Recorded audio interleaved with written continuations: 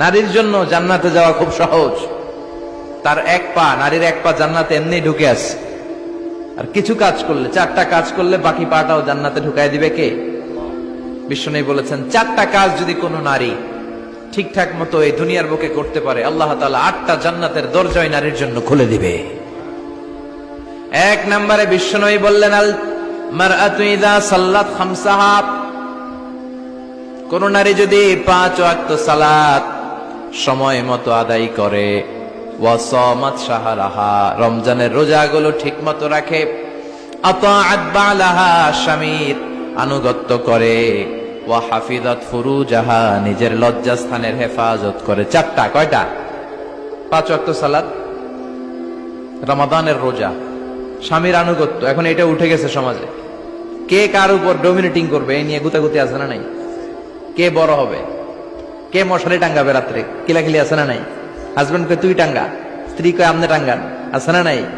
আনুগত্য নাই, ছোট্ট খাট্ট বিষয় নিয়ে কিলাকিলি।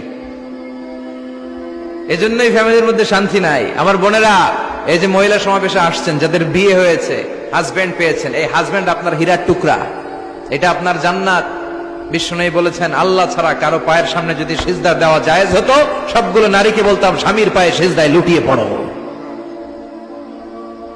আল্লাহ ছাড়া যেহেতু কারোর সামনে সিজদা দেয়া যায় না, তাই আমি এটা বলি না। যদি জায়েজ হতো, সব নারীকে বলতাম স্বামীর পায়ে লুটিয়ে পড়ো, স্বামী তোমার জান্নাত। 5 ওয়াক্ত সালাত পড়বেন, রমাদানের রোজা রাখবেন, স্বামীর আনুগত্য করবেন, নিজের লজ্জাস্থানের হেফাজত করবেন, নিজের সতীত্ব, নিজের সম্মানের হেফাজত করবেন। এই 4টা কাজ যদি কোনো নারী দুনিয়ার বুকে করতে পারে, তার জন্য 8টা জান্নাতের দরজা খুলে দিবে কে? আল্লাহ। এজন্য বোনেরা, আপনাদের জন্য ইসলাম পালন করা সহজ। আপনারা হচ্ছেন অনেক বড় একটা ইনস্টিটিউশন, কারণ আপনার ছেলে মেয়েদের প্রথম শিক্ষা প্রতিষ্ঠান আপনি নিজেই, তাই না?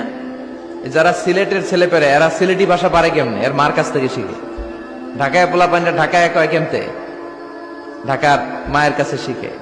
নোয়াখালীর ছেলেরা নোয়াখালী হয় কেমনে? ছোটবেলা থেকে মা বলে নোয়াখালী, পানি রে কয় হানি, পান রে কয় হান, তো ছোট বাচ্চা এটাই শিখে। আমেরিকান ছোট ছোট বাচ্চা ইংরেজি পারে কেমনে? ওর মা থেকে শিখে। তাহলে মা প্রথম শিক্ষা প্রতিষ্ঠান নয়? মা হচ্ছে the first institution for every child. পৃথিবীর সব মানব শিশুর জন্য মা হচ্ছে প্রথম শিক্ষা প্রতিষ্ঠান। এজন্য আমি বলি, বাপ ভালো তার বেটা ভালো তাই, মা ভালো তার ঝি, গাই ভালো তার দুধ ভালো রে, দুধ ভালো তার ঘি। বাপ যদি ভালো তো বেটা ভালো, মা ভালো তো ঝি ভালো, দুধ গাই ভালো তো দুধ ভালো, দুধ ভালো তো ঘি ভালো।